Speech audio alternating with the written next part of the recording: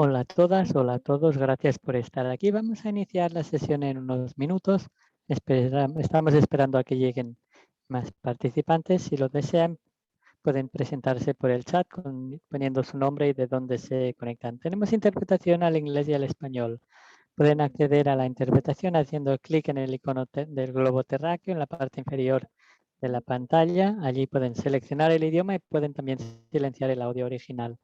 Para los que usan ordenadores de Linux, solo hay interpretación disponible con la última versión de Linux. También vamos a tener tiempo de preguntas y respuestas para un debate más interactivo hacia el final de la sesión y pueden usar el chat para comunicarse. Si quieren plantear preguntas a los oradores, los pueden escribir en la sección de preguntas y respuestas y pueden también indicar si desean dirigir la pregunta personalmente. Así que levanten la mano o escríbanlo en el chat para que les demos paso al micrófono. Y si desean intervenir también durante la sesión de preguntas y respuestas, como he dicho, pueden levantar la mano y encender sus micrófonos. Gracias por estar aquí y le voy a dar la palabra a nuestra moderadora de hoy, que es Adriana Allen. Muchísimas gracias, Josephine, y bienvenidas a todas y a todos. Es un gran placer estar aquí. Me llamo Adriana Allen, soy presidenta de Habitat International Coalition y también soy académica activista en la Universidad de Desarrollo y Planificación. Hoy tenemos un evento muy emocionante y antes de empezar quisiera decir unas cuantas palabras acerca del objetivo principal que nos trae aquí esta tarde y también explicarles algo sobre el premio del público del premio que se han creado para una herramienta para dar visibilidad a las iniciativas locales, para imaginar unas prácticas y herramientas en un mundo postcapitalista, con lo cual realmente son iniciativas y proyectos contrahegemónicos. Siempre han sido creados desde 2017 por el Transnational Institute en colaboración con un amplio abanico de organizaciones y simplemente quisiera destacar las calidades importantes del Atlas y del premio que conectan con el debate de hoy. El énfasis en muchos casos se centra en la identificación, la celebración y el compartir acciones colectivas que tienen dos calidades concretas. Por un lado, se centran en acciones colectivas que reconocen y valoran la pertinencia y la función importantísima que desempeñan las ciudades como espacios políticos para un cambio transformador. Y esto es muy importante porque no solo hablamos de experiencias que las ciudades como islas en el océano, sino como espacios más abiertos. El segundo aspecto importante a destacar es que el énfasis ha sido sobre acciones colectivas para garantizar el acceso y el control sobre un amplio abanico de derechos humanos relativos al hábitat, energía, tierra, vivienda, agua, comida y las iniciativas que forman parte del Atlas y del premio son ejemplos de acción colectiva como proceso que de manera simultánea reclama esos derechos y activa la función social de las ciudades dentro y fuera de sus confines. Otro aspecto importante a destacar es el carácter democrático de este premio del público, con lo cual es el público en general quien puede aprender de estas iniciativas y quienes pueden decidir quiénes son los proyectos ganadores. El énfasis del proyecto no es en buenas prácticas y eso hace que el debate de hoy sea muy diferente a otras cosas. El énfasis se centra más en una reflexión crítica y un aprendizaje de las victorias y también de los desafíos o los fracasos a las que hacen frente estas iniciativas. Hay que garantizar que el premio de ciudades transformadoras quiere reconocer los esfuerzos colectivos para crear ciudades de una manera contrahegemónica para sostener el cambio significativo a lo largo del tiempo. Sin más dilación, quiero presentarles a nuestro magnífico panel de ponentes. Tenemos a 4 oradores espectaculares que trabajan y forman parte de organizaciones que quedaron finalistas o ganaron el Premio Popular 2018-2020.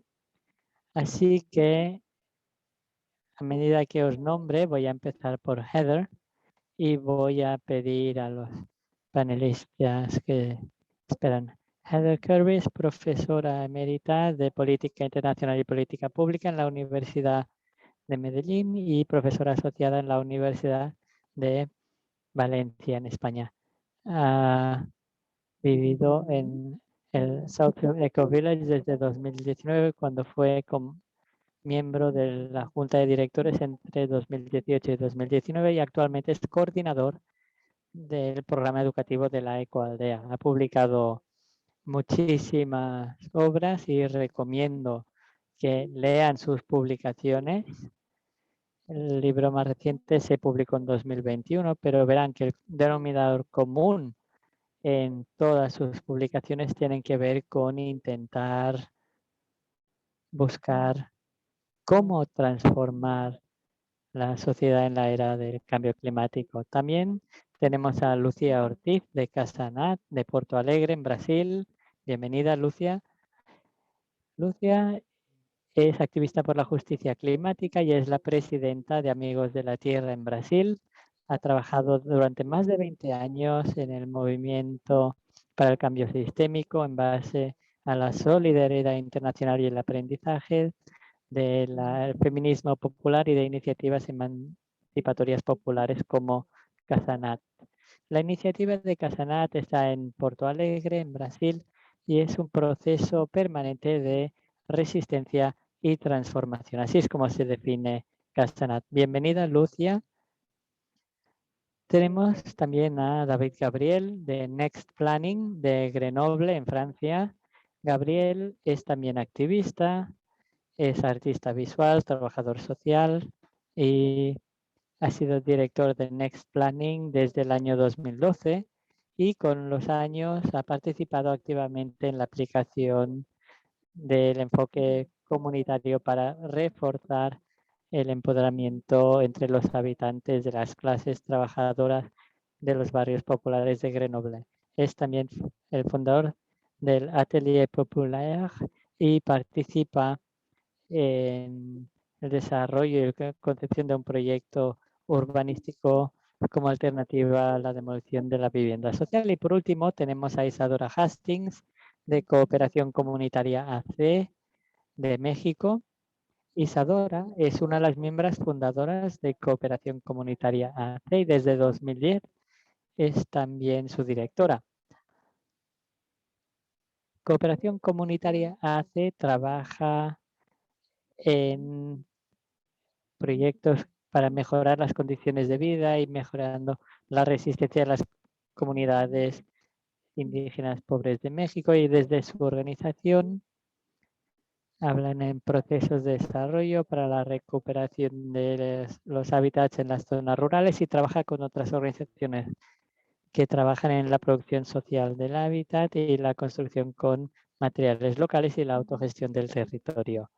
Tenemos, como pueden ver, un magnífico panel y bueno, vamos a tener, la estructura es muy sencilla. Habrá 2 rondas de debate para que los oradores puedan compartir ideas y reflexiones y luego abriremos el debate con preguntas y respuestas y es una ocasión para que ustedes también puedan compartir sus experiencias. Simplemente quisiera decir que los 4 oradores no van a necesariamente describir las iniciativas que les llevó a ser finalistas o ganadores del premio de ciudades transformadoras, sino que van a hablar de los procesos subyacentes y de los desafíos subyacentes con los que querían abordar esas iniciativas. Vamos a empezar por Isadora. La pregunta para esta primera ronda de debate es: ¿cuáles son los desafíos específicos o las luchas que llevan en su organización y en su trabajo? ¿Y cuáles son los motores raíz de esos desafíos que debemos tener en cuenta? Isadora, tiene usted la palabra. Tiene 5 minutos. Gracias.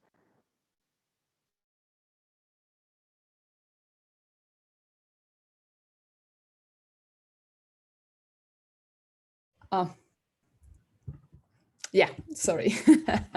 Yeah, thank you and hello. Perdón. Muchas gracias. Hola a todos, hola a todas. Gracias por la invitación. Voy a hablar en español porque me siento más cómoda explicar la problemática en español.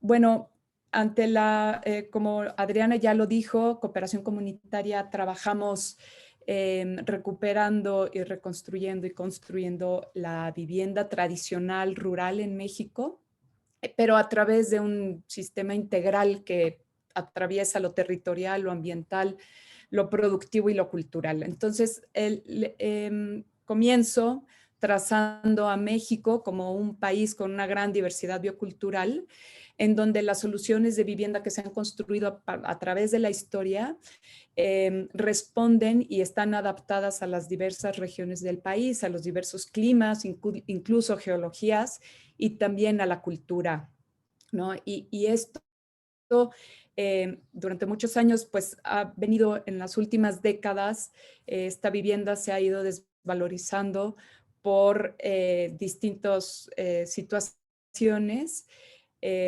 Por un lado, pues la colonización es la que ha ido desde siempre hecho que la mayor parte de la población, pues existe un racismo, un clasismo y una discriminación en contra de las poblaciones, de la población rural y de la población indígena en México, y con ello pues todos los procesos productivos y constructivos que ha construido a partir de su experiencia durante años, ¿no? Esta nueva colonización también por la que atravesamos hoy en día debido al capitalismo, encontramos también industria extractiva que desplaza a las comunidades de sus territorios y también pues pretende convertir a estas comunidades en productoras, de ser productoras a consumidoras, ¿no? Y esto pues también desplaza con ello la vivienda al introducir materiales industrializados que van desplazando los materiales naturales porque pretenden ser más resistentes, más duraderos, pero que pues van desplazando a la vivienda tradicional. Y bueno, también hay que decir que México, por su posición geográfica, por la situación geográfica que tiene, está amenazado por grandes situaciones naturales como huracanes, sismos, inundaciones, etcétera, un sinnúmero de amenazas, las cuales afectan a la población, y los efectos del calentamiento global también acentúan esta situación y ponen en mayor vulnerabilidad a las poblaciones rurales que están pues justamente en la costa sur, en el Pacífico, en el Golfo de México, y estos desastres socionaturales pues han causado la destrucción de todo este patrimonio cultural construido, ¿no? De las viviendas que dentro de las políticas de vivienda también, que hay que decir que en la década de los 80 cambió la política de vivienda, el Estado dejó de construir vivienda social y pasó a ser un facilitador y dio esta responsabilidad de construcción a empresas privadas cuyo objetivo está más en las ganancias económicas que en velar por la mejor calidad o mejorar la calidad de vida de las poblaciones más necesitadas, ¿no? Entonces, en este sentido, en las reconstrucciones también han entrado empresas privadas con materiales industrializados, con prototipos de viviendas que acaban con la vivienda tradicional, que es un patrimonio cultural, es el patrimonio también económico de la gente. Y además estos materiales industrializados sabemos, como el cemento, como el acero, pues pertenecen a una de las industrias más contaminantes del mundo y también su desplazamiento a estos lugares pues ocasiona mayor emisiones de CO2, más gasto energético y bueno, pues vemos estos problemas también ambientales, ¿no? Desplazando a esta vivienda que es sustentable por utilizar los materiales locales.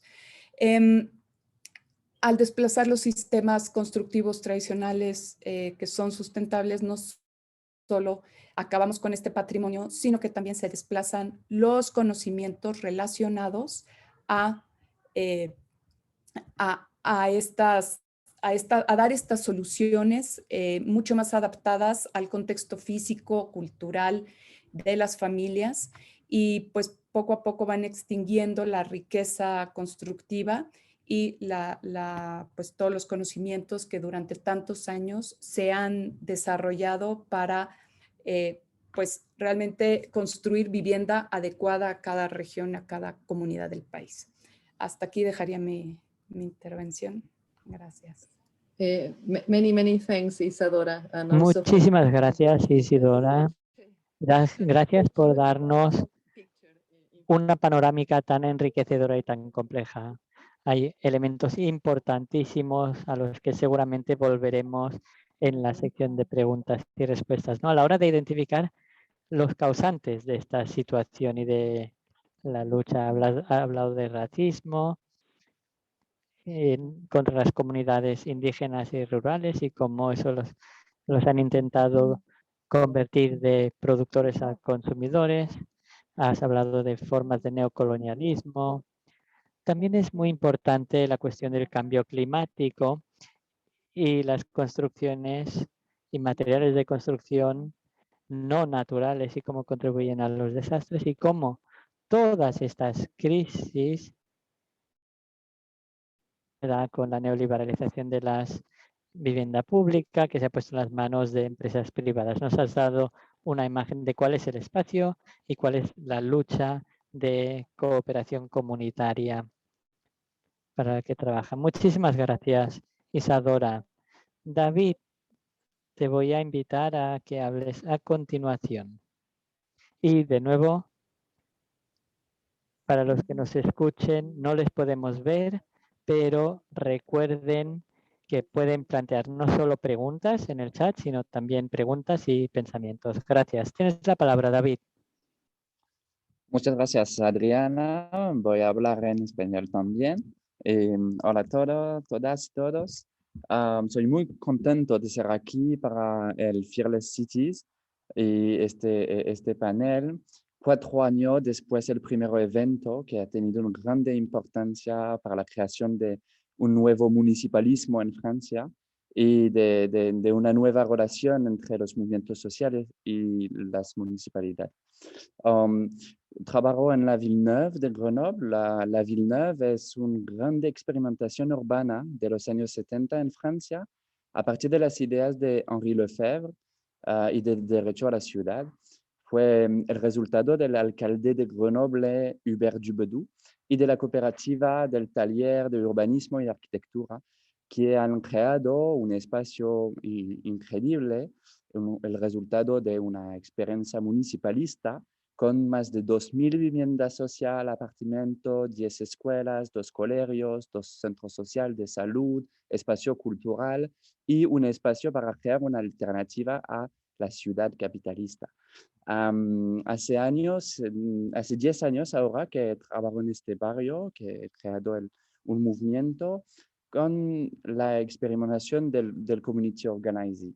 La primera cuestión para nosotros es cómo crear ahora nuevas comunidades de cambio a la escala local con conexión global, como también los más pobres, los excluidos pueden participar a la producción urbana y a la planificación de las ciudades para que la ciudad pueda ser más justa y ecologista. Y tan claro que mi experiencia tiene mucha similitud con otras experiencias en el mundo, que viene del movimiento altermundialista, de los intercambios durante los foros sociales mundiales y que hace años que hay una comunidad increíble que están intentando de transformar nuestros barrios, nuestra ciudad para crear un otro mundo posible. el problema que hemos encontrado es que, bueno, claro, que el problema principal es el modo capitalista de producción de la ciudad y de la vivienda. Y es eso que debemos intentar de cambiar, este modo el modo capitalista. Cuando hemos empezado el movimiento en la Villeneuve, este barrio histórico estaba impactado para un proyecto de renovación urbana de inspiración neoliberal que es similar a muchas otras políticas urbanas en Francia actualmente, es decir, que el Estado está destruyendo la vivienda social. ¿Por qué están destruyendo la vivienda social? Porque la vivienda es una alternativa contra el mercado y de hecho quiere los espacios donde la gente, el pueblo vive, están espacio estratégica para el capitalismo dentro de las ciudades. Entonces quieren expulsar el pueblo, privatizar los servicios públicos y transformar la propiedad pública de la tierra. Entonces, claramente, el problema de destrucción de vivienda fue el primer problema que hemos encontrado y también un problema muy violento, porque hay familias que viven en estos edificios, entonces este desaplamiento de población es un proceso violento, que es muy duro para las familias y en el contexto del capitalismo urbano y de la globalización hay muchos proyectos de este tipo de expulsión de la población de la ciudad. Y como dice Saskia Sassen, expulsiones, brutalidad y complejidad en la economía global es ahora un paradigma de la creación de la ciudad. Y entonces eso es este proceso de destrucción que estamos intentando de luchar. Y este proceso de destrucción viene de una política pública urbana nacional que se llama la Agencia Nacional de Renovación Urbana. Y es una política urbana que afecta directamente los barrios populares de las ciudades en Francia, donde hay una población que están de origen inmigrante de 2 o 3 generaciones ahora, con muchas personas que vienen del norte de África y del oeste de África también. Entonces, este proceso de expulsión tiene a ver con el contexto postcolonial.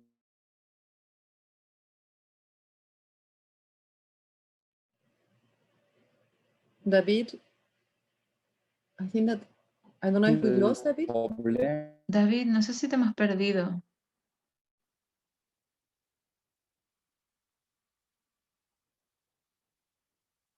Sorry, I don't know if it is just my connection, but No sé si soy solo yo, pero yo personalmente sí que he perdido a David. Sí, sí, todos los demás también. Vale, vale.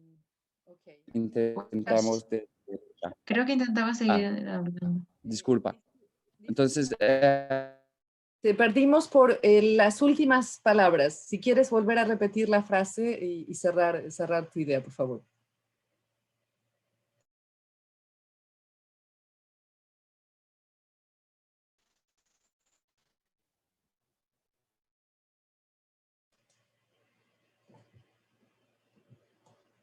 Adelante. Si quieres, simplemente perdimos unos segundos. Si quieres repetirnos.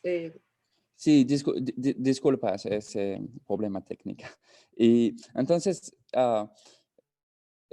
acabo mi presentación con esta idea que esta política de destrucción de vivienda social, de expulsión de la población, tiene que ver con el contexto postcolonial, porque están afectados en particular los espacios donde viven la gente que vive, los inmigrantes en Francia. Y de mi punto de vista, la solidaridad que debemos tener con esta lucha contra el modo de producción capitalista de la ciudad debe ser una solidaridad entre los barrios populares y otros espacios de la sociedad para que podemos crear nueva forma de vivir dentro de nuestras ciudades. Eso. Gracias. Many thanks. Muchas gracias, David. Nos hemos pasado un poquito de tiempo, así que voy a ser muy breve y luego seguimos conectando los puntos que han puesto sobre la mesa. Es curioso ver que en contextos tan distintos y problemáticas tan distintas hay puntos en común tan claros entre estas luchas, como las que presentaba Isadora, por ejemplo, tanto en cuanto a la complicidad del Estado y de sus políticas a la hora de preparar este sistema tan violento, tan brutal, tan exclusivo y excluyente. Me gustaría seguir hablando sobre iniciativas como las que está defendiendo Next Planning, que están creando una nueva idea de la ciudad, tanto de forma muy inmaterial como material. Le voy a ceder ahora la palabra a Lucia Ortiz de Casanat. Adelante, Lucia. Muchas gracias, buenos días, buenas tardes, buenas noches a todos. Un gustazo estar aquí otra vez y para explorar un poco más el contexto y las posibilidades también de conexión y solidaridad internacionalista que podemos tener juntos para defender nuestras iniciativas emancipatorias y de cambio de sistema. Bueno, voy a hablar de la Casanat, que es la sede de la organización Amigos de la Tierra Brasil, en la ciudad de Porto Alegre, que es una capital del estado más al sur de Brasil. Tiene 1,5 millones de habitantes, en una ciudad grande, y donde se iniciaron los foros sociales mundiales que mencionó David al inicio de los años 2000. La Casanat entonces era una edificación abandonada de propiedad del Estado que fue cedida a la organización en 2004 para su uso en el interés público, para ser entonces un local de trabajo, de articulación, construcción de movimiento por parte de la organización y también para ser un centro de documentación del movimiento por justicia ambiental que tiene documentos y archivos de historia desde los años 70, desde antes de que se fundara la Federación Amigos de la Tierra Internacional, que este año está cumpliendo 50 años. O sea, tenemos así un histórico grande de esta lucha y un acervo que es de interés público y para investigadores, historiadores. Y además de que ese espacio fuera un centro de referencia en edificaciones y tecnologías sociales, sustentables, de bajo costo, populares y pedagógicas de construcción o habitación o co-utilización de los espacios en la ciudad. Entonces tenemos estrategias de saneamiento ecológico, prácticas de agricultura urbana, colecta de agua de lluvia, calentamiento solar, también mucho de la reaprovechamiento de los materiales locales, rescate de técnicas naturales, de bioconstrucción, de reboco, de pintura. Y es el espacio también donde antes de la pandemia solíamos organizar la feria Frutos de la Resistencia, una articulación entre movimientos de lucha en el campo y en la ciudad para la promoción de la agroecología y para la articulación también de las luchas. Entonces, en todas esas estrategias o iniciativas, nuestro ideal era dialogar directamente y a partir de la práctica concreta, avanzar en las políticas públicas para la ciudad, por los derechos de los pueblos, por el ambiente en la ciudad. Entonces, bueno, hasta ahora hablé un poco de lo que nosotros vemos como soluciones, no tanto de los problemas. Pero creo que el principal problema que estamos enfrentando ahora es el fascismo y la violencia extrema del capitalismo neoliberal, que es también racista, misógina, clasista. Y en este contexto de la pandemia, como un resultado de una crisis sistémica y de múltiples dimensiones, es también genocida. Ustedes saben que en Brasil es el país donde tenemos el mayor número de muertes por día. Ya llegamos en las últimas 24 horas a 1.648 personas que perdimos. El total de muertes por COVID en Brasil es mucho más de 500.000 personas y solamente 14% de la población está vacunada.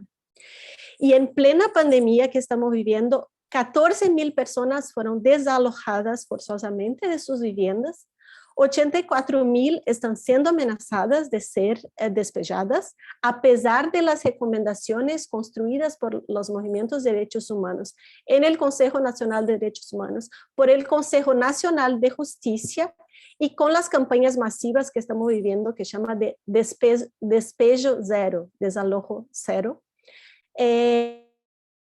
Acaba de hacer presión para aprobación de un proyecto de ley, el proyecto 8027, que está en tramitación en el Senado Federal para suspender los desalojos en esta pandemia. Y en este mismo contexto, nosotros en la Casa NAT estamos sufriendo desde 2019 un proceso judicial de desalojo por el gobierno nacional, un proceso movido por la Secretaría Especial de Desestatización, Desinversiones y Mercados del Ministerio de Economía del gobierno Bolsonaro. Estamos enfrentando también ataques a microiniciativas que tuvimos durante la pandemia, como poner una tapa de agua enfrente de la casa, en la calle, para las personas en su situación de vivienda en la calle, que ha aumentado un 30% durante la pandemia y durante este gobierno Bolsonaro. Entonces, lo que estamos, eso es el contexto que estamos enfrentando ahora y por eso es importantísimo poder intercambiar y tratar más de las iniciativas justo de articulación y enfrentamiento de ese sistema violento que estamos viviendo. Y ahí después exploraremos un poco más de esas estrategias adelante. Muchas gracias. Muchas gracias, Luciana. Hay, como decía, muchos puntos en común. Fuentes de violencia, has hablado muchas de ellas. Clasismo, fascismo, racismo y un genocidio incluso, como has dicho, que no ha ocurrido solamente en Brasil. Volveremos a muchos de los puntos iniciales que se han comentado. Creo que es importante que recordemos y que pensemos en por qué estamos hablando de fearless cities, de ciudades sin miedo. ¿Por qué? Porque ha habido una gran violencia y hay muchas personas que se están oponiendo a esto y que se movilizan sin miedo contra esta violencia. Le cedo ahora rápidamente la palabra a Peder. Peder, todo tuyo.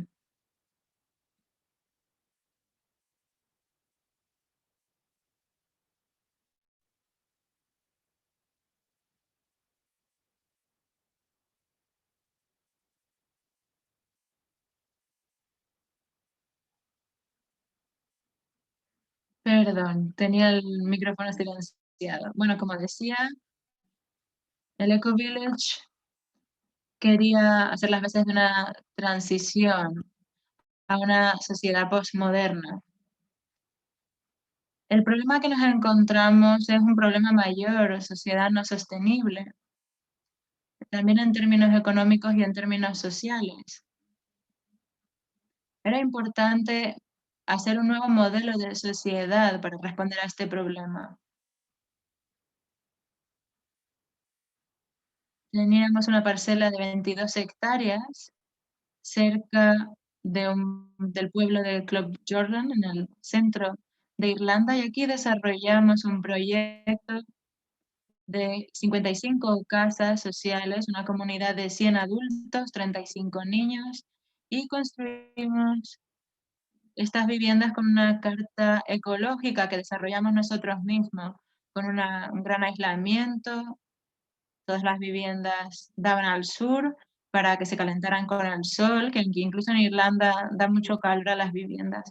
Teníamos un sistema de calefacción con formas de energía sostenible y eso también reduce la dimensión del problema. Básicamente estamos recuperando el control del sistema de una manera con neutralidad de carbono. Tenemos una finca de agricultura apoyada por la comunidad. En ella cultivamos 50 variedades de fruta y verdura y básicamente estamos creando un modelo nuevo de vida frente a a la forma de agricultura típica de Irlanda. La solidaridad es la piedra angular de nuestro proyecto. Intercambiamos, compartimos lo que hacemos y dependemos también de voluntarios que vienen de toda Europa. Tenemos también plazas que dedicamos a otras personas y estamos haciendo un experimento que se llama Red Gardens, buscando nuevas formas de cultivar dentro de un clima irlandés. El objetivo de todo esto es promover la biodiversidad, porque una parte del problema al que hacemos frente es la pérdida de biodiversidad. Calentamos nuestras casas y cultivamos nuestra comida para seguir promoviendo esta biodiversidad. También tenemos un centro de formación educativo donde enseñamos a las personas a crear una nueva relación con el entorno natural. La sostenibilidad no es solamente una cuestión medioambiental, también hay que hablar de sostenibilidad económica. Apoyamos a los comercios locales, hemos abierto una librería y una cafetería, un hostal ecológico, una panadería con su propia escuela y durante la pandemia, con los precios de la pandemia, redujimos los precios de la vivienda. También tenemos 73.000 árboles plantados y estamos buscando un paisaje consumible.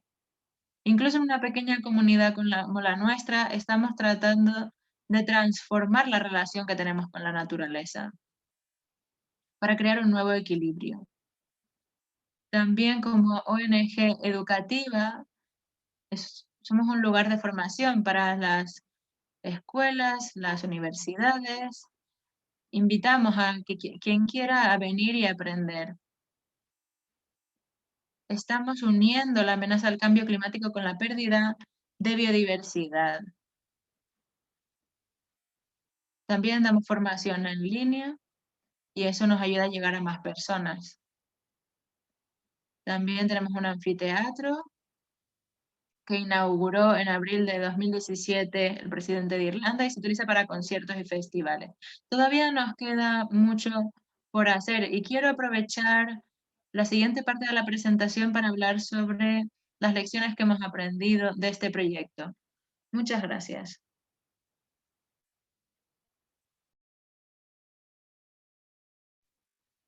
Muchas gracias, Peder. Gracias por hacer este resumen tan completo de los puntos que también comentaba Isadora y las otras ponentes. ¿Cómo han gestionado esta crisis tan completa? Porque no es solamente una cuestión del cambio climático. La justicia medioambiental y la social están vinculadas y por eso es importante cambiar la economía circular, local y nacional.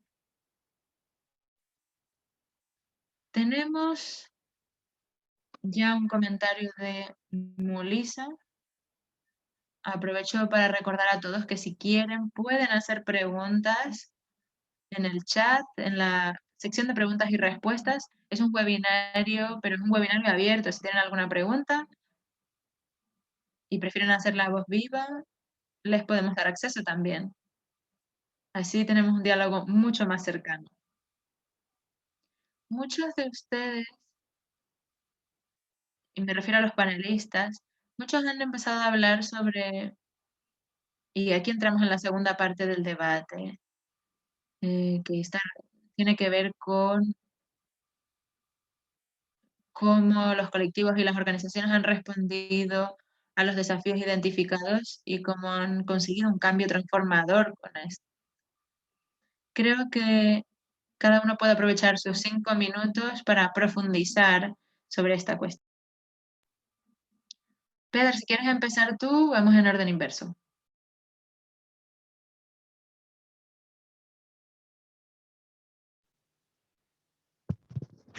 Tienes el micrófono silenciado, Pedro.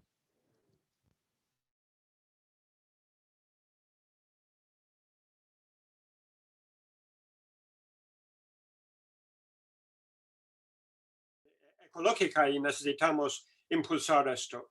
Y en esta parte yo voy a reseñar los desafíos que todavía enfrentamos en nuestro proyecto y elaborar las lecciones que hemos aprendido. Yo creo que estas lecciones son claves para cualquier respuesta a estos grandes problemas que enfrentamos en común. Yo creo que hay 3 grandes desafíos. El primero es financiero, que hemos desarrollado planes en medio de un boom inmobiliario y financiero en los años 2000 hasta 2008, y su colapso en 2008 nos dejó con grandes deudas y falta de ingreso, y estamos saliendo de este ahora, pero con lentitud, muy lentamente y muy cuidadosamente. Este es uno, de finanzas. Segundo, de planificación.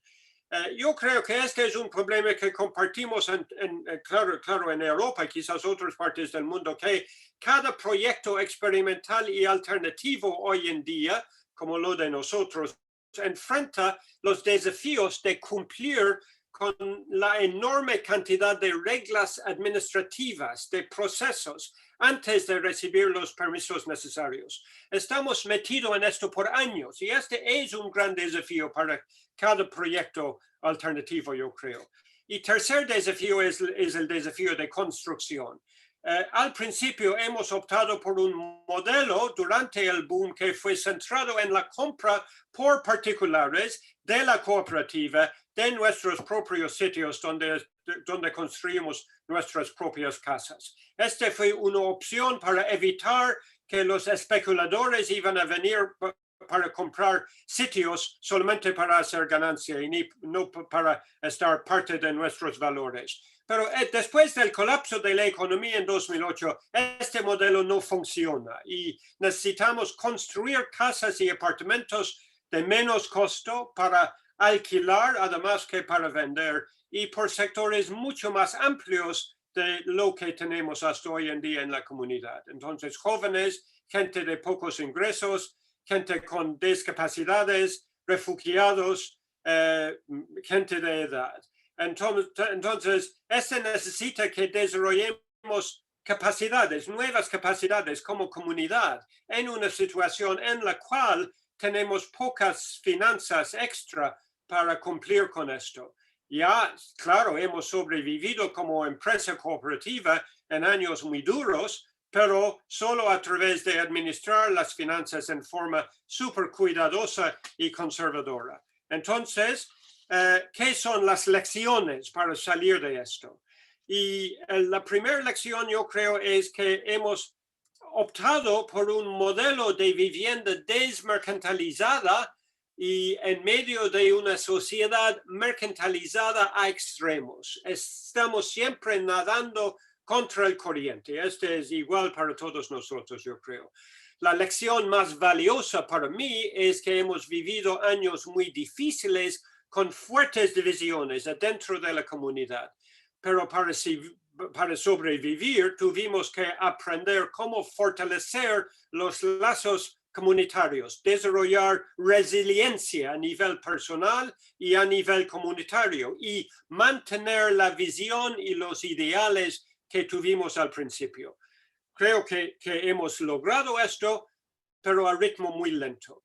Y ahora estamos finalmente con planes financieros y prácticos y los plazos para implementarlos. Estamos haciendo planes con la municipalidad, pero las finanzas quedan muy estrechas y hay muchos peligros. Pero la lección final y quizás más importante para mí es que todo depende en mantener la visión fundadora, los valores que nos impulsaron al principio, la creencia en la comunidad y al final aprender qué es vivir en comunidad, radicalmente interdependiente, es el eje central de todas las respuestas que todos necesitamos que hacer frente a estos grandes desafíos. Gracias. Muchísimas gracias, Peder. Quiero que reservemos tiempo para poder hablar con todas y todos, así que voy a invitar directamente a Lucía, perdón, a sumarse en esta red. Sí, gracias. Siguiendo en la diversidad lingüística, voy a hablar mi portuñol, perdón a los intérpretes, las intérpretes, y hablar un poco, tal vez un poco más específico desde ese puntico que somos como organización, como Casanat en la ciudad, pero enfrentándonos sin miedo ahí en este proceso judicial en contra de nosotras por el gobierno Bolsonaro. Diría que estamos enfrentando a un proceso, tuvimos así para actualizar también de nuestra iniciativa algunas victorias bonitas porque ellos perdieron en la justicia esta eliminar esa urgencia en desalojarnos para vender nuestra edificación al mercado como quisieron. Y tuvimos la oportunidad en este proceso por llamado de la jueza de presentar testimonios que defendieran nuestro proyecto.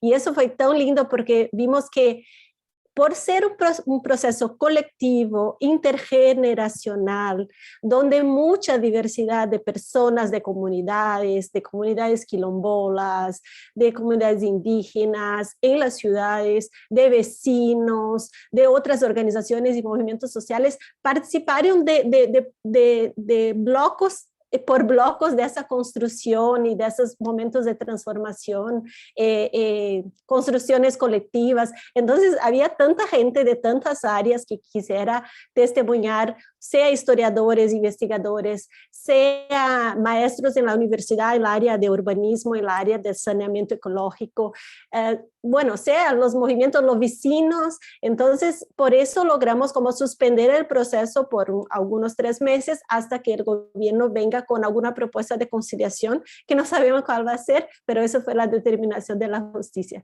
Y ahora en este momento estamos así tratando de resistir para mantener esta casa como un espacio permanente de transformación. Entonces, como no podemos más organizar la feria, por eso de no poder como juntar gentes en la ciudad, estamos teniendo la casa como un punto de recibimiento de distribución de alimentos en un proceso que llamamos una construcción paso a paso de un PAA de los movimientos sociales.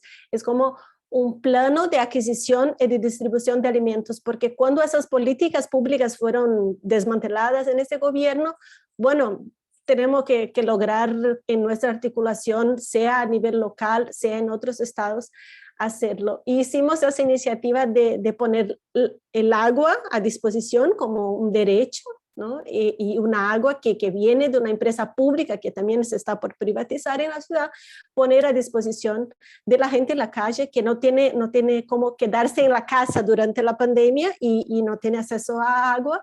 Y entonces, y sufrimos muchos ataques sobre eso, incluso tuvieron como un robo de la tapa. Y como todos los desafíos que tenemos en la construcción, a implementar un proceso de saneamiento ecológico que no está en la ley o esas cosas, siempre tratamos de, si estamos en un debate, si estamos en un desafío, utilizarlo como diálogo sobre las políticas públicas. Entonces, también estamos construyendo en conjunto con otros movimientos locales una política pública de agua de acceso real a la gente quien necesita y sobre todo hoy en día quien está en la situación de vivienda en la calle.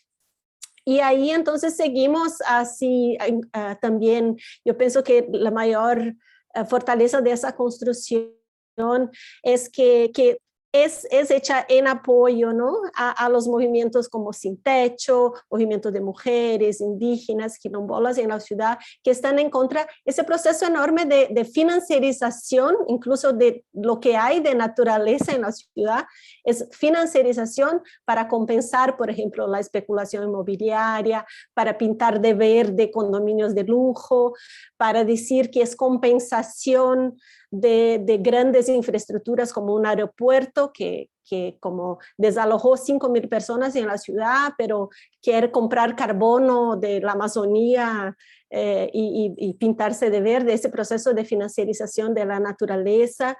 Y así, bueno, y así vamos construyendo esa visión, ¿no? Una visión de ciudad más justa, una visión ecológica, una visión de derechos y sobre todo de recuperación de esa democracia perdida en Brasil desde el golpe de 2016 contra el fascismo y dialogando siempre con iniciativas y organizaciones afines en todo el mundo como parte de la federación, con ese principio de solidaridad internacionalista. Así vamos arriba y Casanate sigue resistiendo. Adelante, Casanat. Muchas gracias, Lucía. Pasamos a David. David, no sé si quieres seguir con la pregunta inicial o seguimos con esta rueda bien interesante de lecciones aprendidas y a compartir.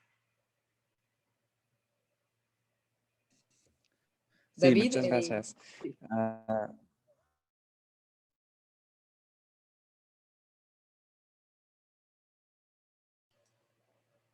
Creo que tenemos problema con la conexión.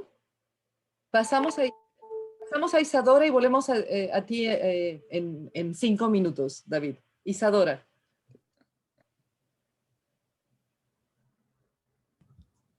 Otra vez en mute.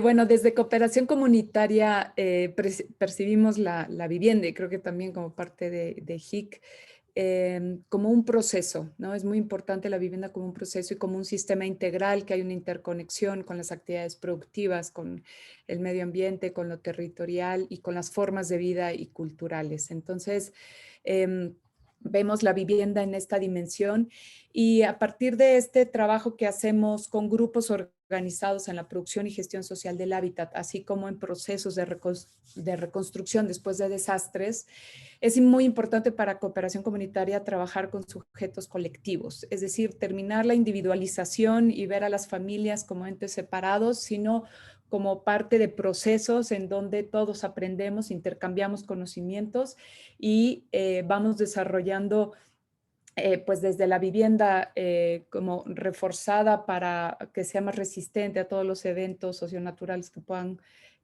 amenazar su estabilidad y seguridad, así como también los procesos productivos que permiten a las comunidades seguir siendo autogestivas, ¿no? Entonces, es un proceso participativo el que llevamos a cabo y un proceso formativo que va desde el diagnóstico, desde que nosotros conocemos cómo vive la gente, cómo produce, cómo construye, diseños participativos, organización y planeación, hasta la construcción y después de la construcción también cómo se están usando estos espacios, qué faltó, cómo se apropiaron y cómo podemos seguir mejorando esos procesos, ¿no? Y siempre con el respeto de cómo vive la gente y de su cultura.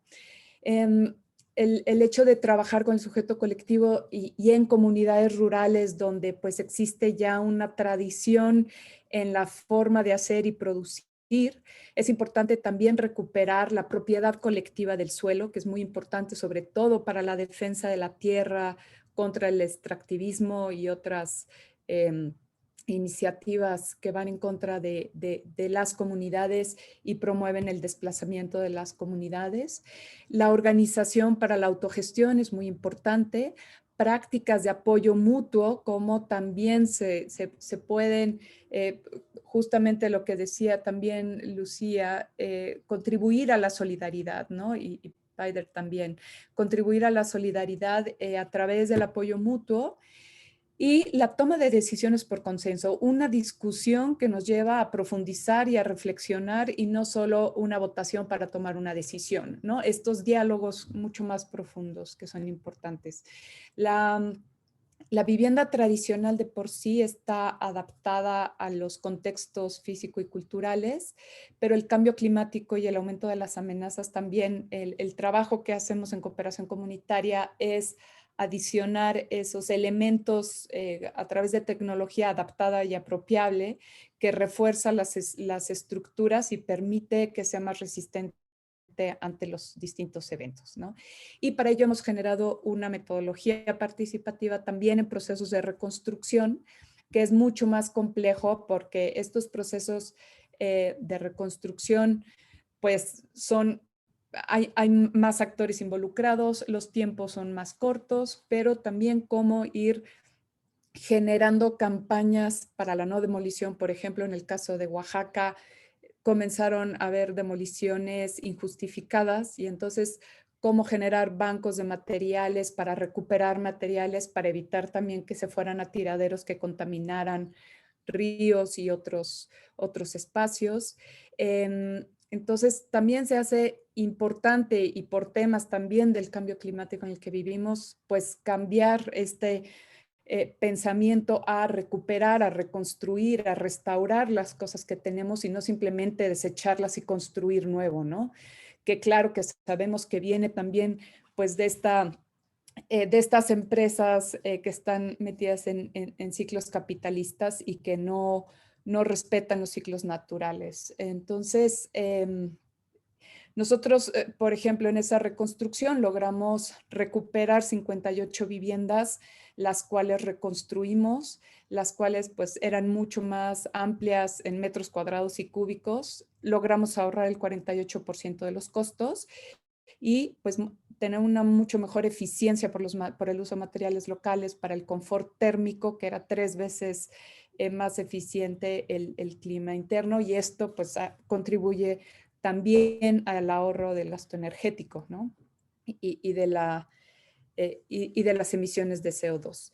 Y bueno, pues toda la cuestión del intercambio de conocimientos, que ya lo dije que es muy importante, de dejar esos conocimientos instalados, que no solo se piense en un solo tipo de vivienda, que es con materiales industrializados, que nos está llevando a la homogeneización de la vivienda, a tener un solo tipo de sistema constructivo en donde todos los conocimientos se están perdiendo, y cómo ir adecuando también cada construcción a cada lugar, ¿no? No podemos pensar ni siquiera en una regionalización de la vivienda, porque el clima, el tipo de suelo, la cultura, las necesidades familiares cambian de comunidad a comunidad. Entonces necesitamos siempre estar observando, investigando, estudiando para ir adaptando y ser realmente sustentables. Y bueno, y mucho menos la generación de prototipos, ¿no? Como se ha ido haciendo en México. Entonces, bueno, ya para terminar rápidamente, necesitamos pensar en tiempos que vayan con los ciclos naturales, que vayan con los ciclos sociales y no únicamente en la búsqueda de resultados eficientes, y para ello pensar en la calidad y no en la cantidad, o por encima de la cantidad. La cantidad es importante, pero la calidad es mucho más importante en estos momentos, e ir pensando en los ciclos, respetando los ritmos y los ciclos naturales, ¿no? Pensar en el bienestar de la gente por encima de las ganancias económicas, en lo colectivo sobre lo individual, en la naturaleza como un ser vivo y no como una mercancía, y en el hábitat como parte de nuestra vida, ¿no? No podemos seguirlo destruyendo. Y bueno, pues obviamente pensar en la vivienda como un derecho humano y no una mercancía. Muchas gracias. Muchísimas gracias, Isadora. Pasamos a David para cerrar este panel y empezar a abrir también la rueda de debate. No sé, David, si estás con nosotros y puedes Sí. sumarte, aunque sea sin cámara, ¿sí? ¿Funcionar? Perfecto. Ok. Entonces, nosotros, para luchar contra el problema de producción capitalista de la ciudad, nuestra primera etapa estaba de cambiar el poder de nuestra propia ciudad, de Grenoble. Hace 10 años hemos empezado una experimentación del community organizing inspirado para el sociólogo Solalinsky, y durante meses hemos hecho un trabajo de base para formar nuevos líderes sociales, organizar campañas ciudadanas y, a partir de las necesidades y los intereses de la población, intentar de reclamar de una ciudad, de una ciudad más justa. Nuestra idea estaba de crear nuevas organizaciones base en nuestra ciudad, y ahora tenemos nuevas organizaciones con más de 500 miembros en el barrio y una alianza ciudadana con más de 1000 miembros en otros barrios de la ciudad.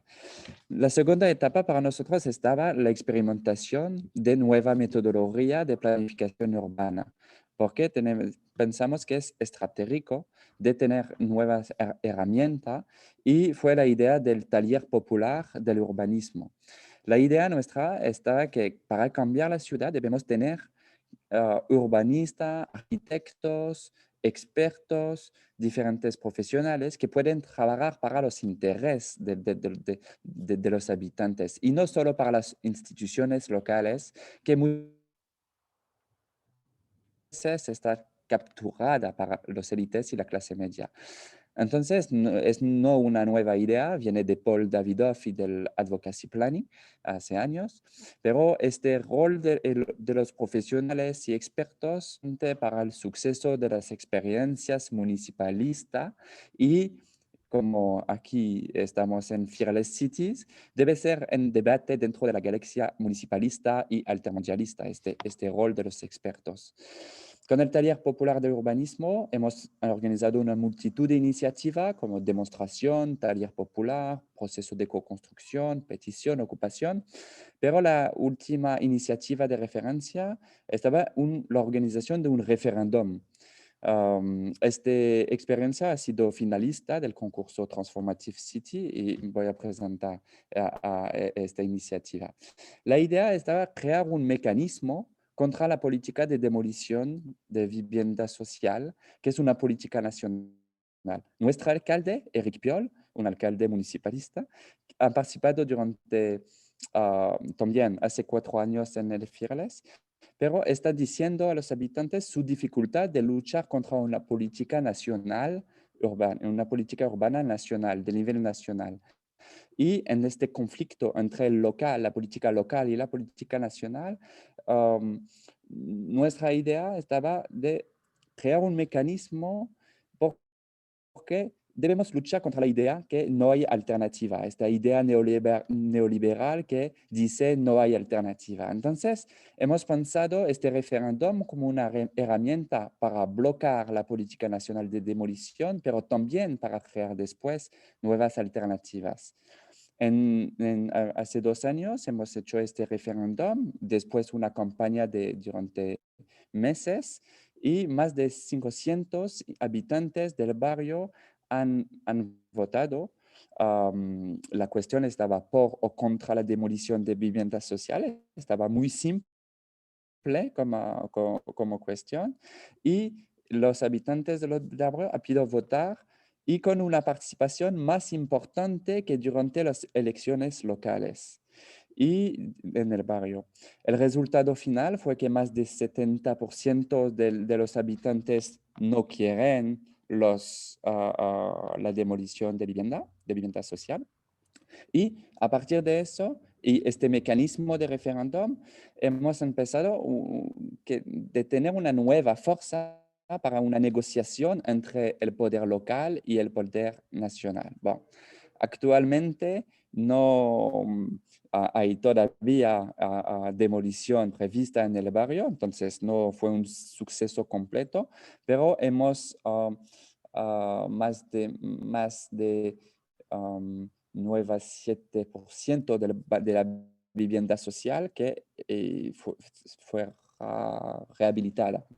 No sé cómo se dice exactamente. Y que hemos salvado más de 7% del barrio.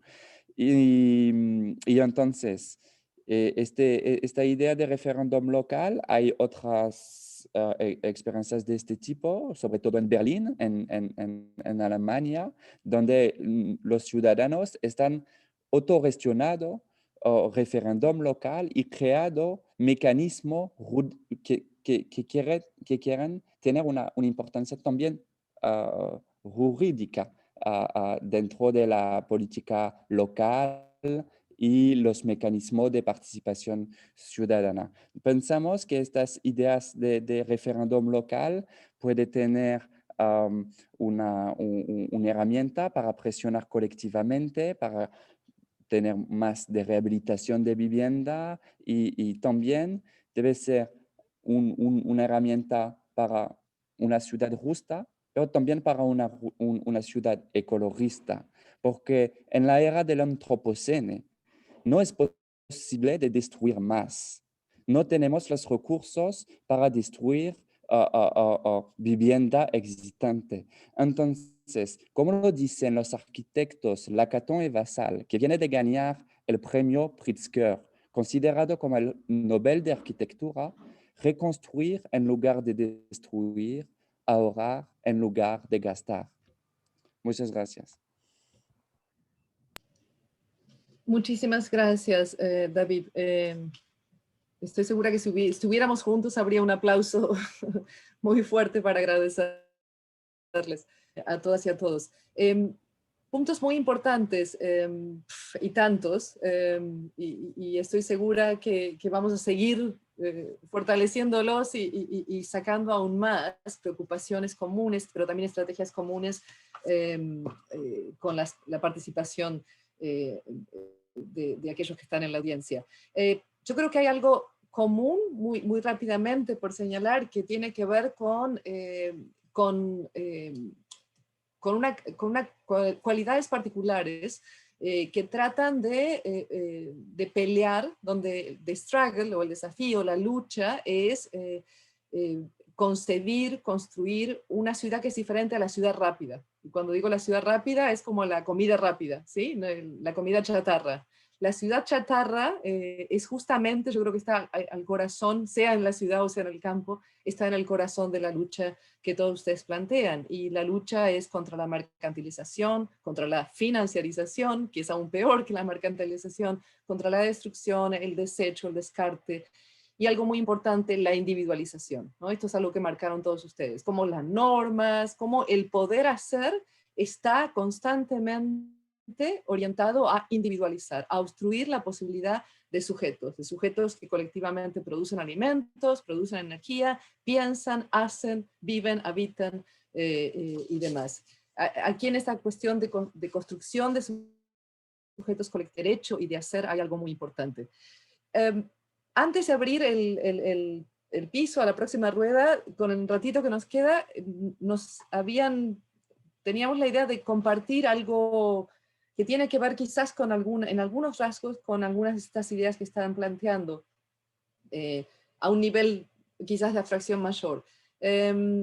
Y voy a tomar menos que 5 minutos para compartir lo que llamamos voces del hábitat. Y tiene que ver, no es una experiencia concreta como las que ustedes nos han compartido, sino que es una experiencia, es un proceso construido desde las voces de muchos de ustedes, ¿sí? En este caso en particular de miembros de HIC, que son movimientos sociales, académicos, grupos de base, grupos populares, ONGs y demás.